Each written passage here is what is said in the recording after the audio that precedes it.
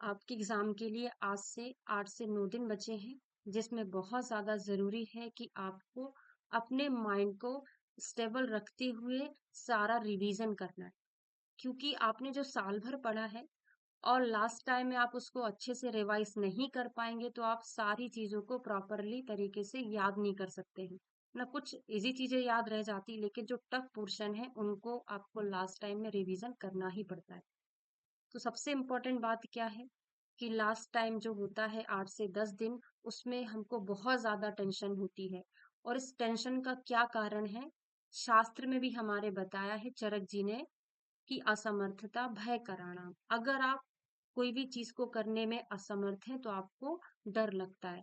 जिस बच्चे ने प्रॉपरली तरीके से पूरा साल भर अच्छे से पढ़ाई की है तो उसको डरने की बिल्कुल भी जरूरत नहीं है, क्योंकि आपने पूरा टाइम पढ़ाई के लिए दिया है।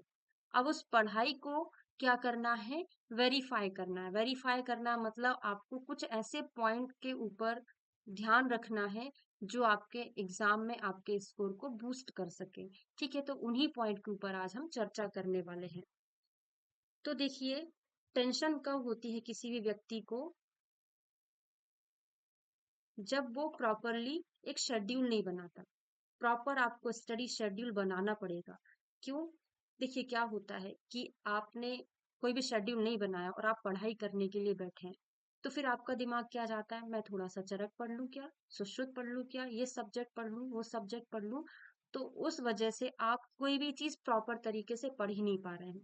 तो इसके लिए आपको क्या करना पड़ेगा, क्योंकि 8 से 9 दिन बचे हैं, आप अगर सोचें कि मैं पूरा कोर्स एक बार फिर से रिवाइज कर लूं, तो आपका कोई भी चीज प्रॉपर तरीके से नहीं हो पाएगा। तो आपको अभी क्या करना है, 5 से 10 मिनट लगेगा ज्यादा से ज्यादा, हाँ, आधा घंटा मान के चलो। आपको एक शेड्यूल बनाना है, उसमें आपको क्या लिखना है कि मुझे ये सब्जेक्ट पढ़ना है, इस सब्जेक्ट में ये वाला पोर्शन ज्यादा टफ लगता है, ये पढ़ना है, चरक का ये चैप्टर पढ़ना है। तो आप इस तरीके से अगर प्रिपेयर कर लेंगे तो आपको क्या रहेगा, आपके पास एक टाइम टेबल रहेगा। आपने एक टास्क कंप्लीट किया, उस पर टिक कर दिया, तो आपको खुद से सेल्फ कॉन्फिडेंस लगेगा कि हाँ भाई, मैंने जो डिसाइड किया था वो मैंने कंप्लीट कर लिया। अगर आप प्रॉपर टाइम टेबल मेंटेन नहीं करेंगे इन 8 दिन के लिए, तो आपको टेंशन होगा। एक सब्जेक्ट उठा के बैठेंगे तो आपको दूसरे सब्जेक्ट की टेंशन होने लगेगी।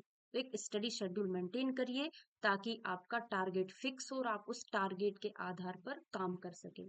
देखिए क्या होता है, आपने शेड्यूल नहीं बनाया तो आपके दिमाग में एक टेंशन रहती है कि कहीं मैं कोई चीज छोड़ तो नहीं रहा। जब आपके पास सारी चीजें रहेंगी ना, तो आप टॉपिक वाइज टॉपिक कंप्लीट करेंगे। और टेंशन क्यों नहीं होगी, क्योंकि आपके पास टारगेट है। जिस व्यक्ति के पास टारगेट नहीं होता उसको टेंशन होती है।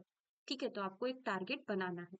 फिर आपको एक रिवीजन, जो एक टारगेट आपने बनाया उसी का आपको रिवीजन करना है, और उस पर टिक मार्क करते जाना है कि हाँ, 8 दिन के हिसाब से मैंने तैयार किया था, मेरा उस तारीख तक पूरा कंप्लीट हो जाएगा। ठीक है, और आपको टेंशन लेने की जरूरत बिल्कुल भी नहीं है। और ऐसा नहीं है कि थर्ड पॉइंट पर चर्चा करेंगे, ब्रेक एंड रिलैक्सेशन। ऐसा नहीं कि आपको, आपने एक सब्जेक्ट उठा लिया, आदि से लेके अंत तक आज मैं वही पढ़ूंगा, इसके अलावा किसी को हाथ नहीं लगाऊंगा, ऐसा बिल्कुल नहीं करना है।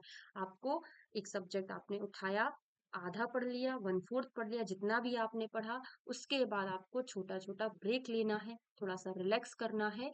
और उसके बीच में आप ये कर सकते हैं कि आपने ये आधा पढ़ा, आप दूसरा सब्जेक्ट उठा के उसको आधा कर ले, फिर बचा हुआ जो शेष है आप उसको कंप्लीट कर ले। इस तरीके से आप पढ़ेंगे तो आपके दिमाग पर टेंशन कम होगी। देखिए, ये 8 दिन में आप जो करेंगे उनमें आपके दिमाग को फोकस करने की ये सारी चीजें मैं बता रही हूँ आपको, किस तरीके से और ज्यादा आप अपने दिमाग को फोकस कर सकते हैं। ठीक है, हेल्दी डाइट। अब आप बहुत ज्यादा क्या बोलते हैं, हैवी डाइट नहीं लीजिएगा, क्योंकि वो क्या करता है, कफ को बढ़ाता है। वही वही कफ तम बढ़ जाएगा, फिर आपकी बुद्धि काम नहीं करेगी, है ना। तो आपको थोड़ा सा नॉर्मल हल्का फुल्का खाने का मतलब मैं बिल्कुल नहीं बोल रही हूँ कि आप भूखे पेट रहें, खाएं, लेकिन बहुत ज्यादा हैवी डाइट ना ले, है ना। प्रॉपर नींद ले। इस टाइम पे क्या होता है, मैं आपको बता रही हूँ, लेकिन मेरे साथ जब मैं खुद तैयारी करती थी, नींद की बहुत प्रॉब्लम होती है। लास्ट के 8 दिन तो ऐसा लगता है कि सो रहे हैं ना, सोने में भी ऐसा लगता है कि पढ़ाई चल रही पूरे दिमाग में, है ना। तो इसके लिए आपको क्या करना है, प्रॉपर नींद लेना पड़ेगा। अगर आपने 2 या 3 घंटे की नींद ली तो नींद तो खराब हो ही रही, साथ में आप अपनी पढ़ाई पर भी सही तरीके से फोकस नहीं कर पाएंगे। बगैर नींद हुए अगर आप चाहें कि मैं सारी चीजें पढ़ाई कर लूँ, वो दिमाग में नहीं जाएगी। तो 6 से लेके 7 घंटे की नींद कंपलसरी है। 4-5 घंटे में कुछ नहीं होना है। ठीक है, तो आपको इतनी नींद प्रॉपर लेना है। Stay positive.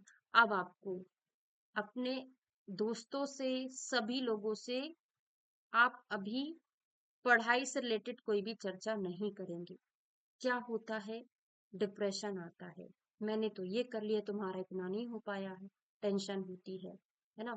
आ, इस मॉड्यूल से आप क्वेश्चन पेपर लगाओ, इस टेस्ट सीरीज को आप ज्वाइन करो।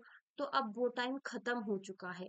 आप जिस इंस्टीट्यूट में क्लासेस कर रहे हैं, प्रॉपर उसी का आपको कवर करना है। क्योंकि क्या होता है, हम इधर उधर के चक्कर में रहते हैं और हम प्रॉपर अपनी पढ़ाई पर फोकस नहीं कर पाते, हम कोई भी चीज को कंप्लीट नहीं करते। क्योंकि देखो, चरक, सुश्रुत, बागभट, सारे सब्जेक्ट सभी जगह एक जैसे हैं।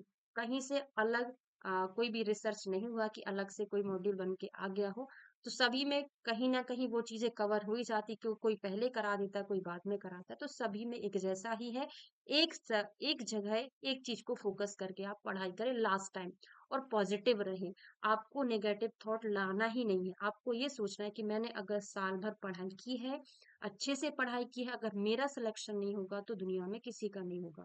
ठीक है, ये चीज अपने अंदर होनी चाहिए। और ये कब होती है, जब आपने सच में पढ़ाई की है। उन लोग के लिए नहीं बोल रही हूँ जिन्होंने 2 महीने ही पढ़ाई को दिए हैं और सोच ले कि मेरा सिलेक्शन हो जाएगा।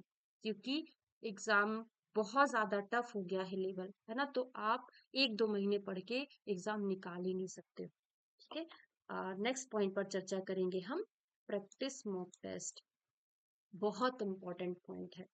क्या है कि देखिए, आपने साल भर बहुत मेहनत की, लास्ट के 8 दिन आपने प्रॉपर रिवीजन किया, सब कुछ है, आप बहुत इंटेलिजेंट है, लेकिन जो आप एग्जाम हॉल में जाते हैं, आपके पास 2 घंटे रहते हैं, मतलब 120 मिनट, और आपके पास 120 क्वेश्चन होते हैं। इसका मतलब हम डिवाइड करें तो हमको एक क्वेश्चन को 1 मिनट देना है। ठीक है, अगर आपने एक क्वेश्चन को 5 मिनट दे दिए तो बाकी के जो क्वेश्चन है उनके लिए टाइम कम पड़ जाएगा। तो आपको बहुत ज्यादा प्रैक्टिस करना है अभी से मॉक टेस्ट की, है ना। जो मॉक टेस्ट है, आपको ज्यादा से ज्यादा प्रैक्टिस करना है कि 120 क्वेश्चन में आपको एक टाइमर फिक्स करना है, जो आपका 15 से 20 मिनट पहले हो ही जाना चाहिए अभी प्रैक्टिस करते टाइम।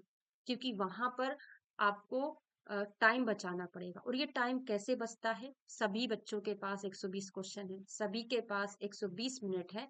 तो आपको क्या करना पड़ेगा कि जो सिली क्वेश्चन है उसको हमको 4 या 3 पार्ट में डिवाइड करते हैं हमेशा। ये मैंने आपको पिछली साल भी बताया था कि 3 या 4 पार्ट में डिवाइड कर दो पहले क्वेश्चन को। सबसे पहला अटेम्प्ट जो होगा आपका, इजी क्वेश्चन होंगे जो आपको आसानी से बनते हैं, पहले अटेम्प्ट में आपको वो करना है।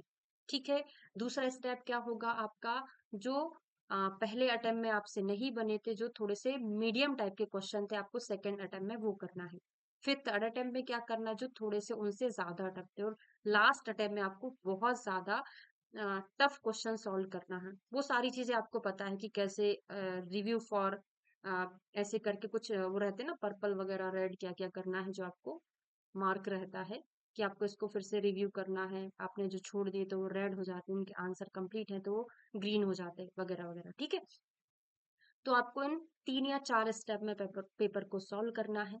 ठीक है, और आप अगर इजी क्वेश्चन में आप टाइम कम लगाएंगे तो वही टाइम आपका बच के टफ क्वेश्चन के लिए हो जाएगा। जैसे आपने इजी क्वेश्चन 1 मिनट में 3 क्वेश्चन कर दिए, लेकिन इजी क्वेश्चन में सिली मिस्टेक इसलिए ज्यादा हो जाती है कि आपने प्रॉपर क्वेश्चन पढ़ा ही नहीं, A to Z क्या नहीं पढ़ा, कि लास्ट में पूछा है कि इनमें से नहीं है, इनमें से है, तो आपको प्रॉपर क्वेश्चन पढ़ना है, चारों आंसर पढ़ना, फिर अटेम्प्ट करना है। तो अगर आप 1 मिनट में 2 या 3 क्वेश्चन इजी वाले करते हैं तो वो टाइम आपका बच के टफ के लिए हो जाता है। तो इस पर बहुत ज्यादा फोकस करना है, इसके लिए आपको प्रैक्टिस करना है। इन 8 दिन आपको बहुत ज्यादा से ज्यादा मॉक टेस्ट आप लगाइए। Avoid overload. हाँ, अपने दिमाग पर ओवरलोडिंग नहीं करना। ये कब संभव हो सकता है, जब आप एक टाइम टेबल मेंटेन करें। जो हमने फर्स्ट पॉइंट पढ़ा था उसमें आपको एक शेड्यूल प्रॉपर मेंटेन करना, उसके हिसाब से आपको वो पढ़ना है। अगर ओवरलोड होगा माइंड पर तो आप ज्यादा से ज्यादा चीजों को याद ही नहीं रख पाओगे, है ना, और भूल जाओगे। हाँ, और सपोर्ट भी चाहिए आपको, अपने आप का भी सपोर्ट करो, ठीक है। और निगेटिव माहौल में आपको रहना ही नहीं है। विजुअलाइजेशन सबसे इम्पोर्टेंट फैक्ट, आपको यही सोचना है कि मेरा सिलेक्शन होगा, 100% होगा, सिलेक्शन होने ही वाला है। बस मुझे इन 8 दिन में अपनी पूरी जी जान लगा देना है। आपने जो साल भर पढ़ा है, अगर मैं चाहता हूँ कि मेरा सिलेक्शन हो जाए तो इन 8 दिन में मैं बहुत मेहनत करने वाला और एकदम ऑर्गेनाइज तरीके से, ऐसा नहीं कि बस ये भी पढ़ लूँ वो भी पढ़ लूँ, बस आपको एक डायरेक्शन में पढ़ना है, ठीक है। और स्टे ऑर्गेनाइज, आपको हमेशा ऑर्गेनाइज्ड रहना है कि आप, हाँ, और कैसे पढ़ाई करना है इस टाइम पे, सारे नोट्स, बुक जो आपकी है आपके स्टडी टेबल पर होना चाहिए। क्योंकि क्या होता है, हम कोई क्वेश्चन सॉल्व कर रहे हैं, हमको दिमाग में कोई डाउट आया, फिर हमको लगता है अलमारी में बुक रखी है, कौन लेने जाएगा, कैसे मैं देखूंगा, टाइम वेस्ट हो जाएगा। तो ऐसा नहीं करना, जितना भी आपका स्टडी का मटेरियल है सब आपके टेबल पे होना चाहिए, ताकि आप जब आपको कोई भी डाउट आता है आप तुरंत उसको पढ़ें, ठीक है। डिस्ट्रैक्शन कम से कम करना है, जो मैंने आपको बोला कि अब ये वाला टेस्ट सीरीज कर लेते, वो वाला टेस्ट सीरीज कर लेते, ये कुछ भी चीज आपको नहीं करना है। जो आपने किया है प्रॉपर वही चीज चलने दे रेगुलरली। क्योंकि अगर आप कोई नई चीज अभी से शुरू करते हैं तो 8 दिन में वो कुछ भी नहीं होगा, और आपका जो रिवीजन टाइम है वो भी चला जाएगा, ठीक है। अपने आप को हाइड्रेट रखें, ज्यादा से ज्यादा आपको न्यूट्रिशनल डाइट लेना है, पानी वगैरह पीना है, ठीक है। और हाँ, रिव्यू वीक एरियाज, आपके जो वीक एरिया है, जैसे किसी को रसशास्त्र बहुत टफ लग रहा है ना, शालात के बहुत टफ लग रहा है, स्पेशली मेजर सब्जेक्ट पर आपको ज्यादा ध्यान देना है ना, शालात के है, शल्य है, कुमारखंड जो भी है, आपको जो एरिया बहुत टफ लगता है उस पर आपको एक बार फोकस करना है। क्योंकि टाइम कम है, अगर आप चाहें तो पूरा पढ़ लें, ऐसा नहीं पढ़ पाएंगे, तो आपको फटाफट उसको एक बार देखते रहना है। अपनी मेंटल हेल्थ का प्रॉपर ध्यान रखना है, वही डिस्ट्रैक्शन से बचना है। इसके लिए आप क्या करेंगे, मेंटल हेल्थ के लिए सुबह उठ के त्राटक कर सकते हैं, थोड़ा सा वॉक कर सकते हैं, है ना। और समय समय पे आपने एक सब्जेक्ट कंप्लीट किया, उसके बाद आपने थोड़ा सा रिलैक्स किया, है ना, थोड़ा सा हमने त्राटक कर लिया, इस टाइप से। हाँ, ये मैं अपनी स्टडी में बहुत ज्यादा अप्लाई करती थी जब मैंने पढ़ाई की थी। वही आपने चार्ट बनाया, एक आपका पॉइंट कवर हो गया, आपने उसको टिक कर दिया, और अपने आप को, अपने दिमाग को, अपने दिल को शाबाशी दी कि हाँ भाई तुमने एक चीज कंप्लीट कर दिया, अब नेक्स्ट टारगेट के लिए तैयार हो जाओ। इसके बीच बीच में थोड़ा सा कुछ खाना पीना आप कर सकते हैं, है ना, 2-5 मिनट का ब्रेक लेके, है ना। तो अपने आप को अगर आप अवार्ड देंगे, अपने आप को क्या देंगे, प्रोत्साहन देंगे, तो ये सारी चीज संभव होती है ना। और ऐसा नहीं कि आपने ठान लिया है, स्टे फ्लेक्सिबल, ऐसा नहीं आपने ठान लिया आज मैं कंप्लीट करूंगा मतलब करूंगा। आप थोड़ा सा उसमें चेंजेस कर सकते हैं, एक सब्जेक्ट ना करके आप उसमें 2-3 सब्जेक्ट को पार्ट पार्ट में कवर कर सकते हैं। अपने आप पर आपको विश्वास रखना है कि मेरा एग्जाम में सिलेक्शन जरूर होगा, मैं सारी चीजों को फॉलो कर रहा हूँ, सब कुछ मेरा सही समय से कंप्लीट हो गया है, मैंने 3 से 4 बार रिवीजन भी कर लिया है, सब कुछ मुझसे बनेगा। अगर आप अपने आप को पॉजिटिव बोलेंगे तो सारा जो वातावरण है वो भी पॉजिटिव होकर आपके साथ डेफिनेटली 100% पॉजिटिव होगा, ठीक है। आपको अपडेट रहना है ना, जो भी। और बाकी करंट अफेयर के जो वीडियोस हैं, जो करंट वाली चीजें, वो तो आपको यूट्यूब पर मैं पढ़ा ही रही हूँ, वो सारी चीज आप देखते रहिएगा, ठीक है। चलिए, ऑल द बेस्ट, अच्छा करिए, अच्छा सोचिए, सब कुछ अच्छा ही होगा। Thank you so much.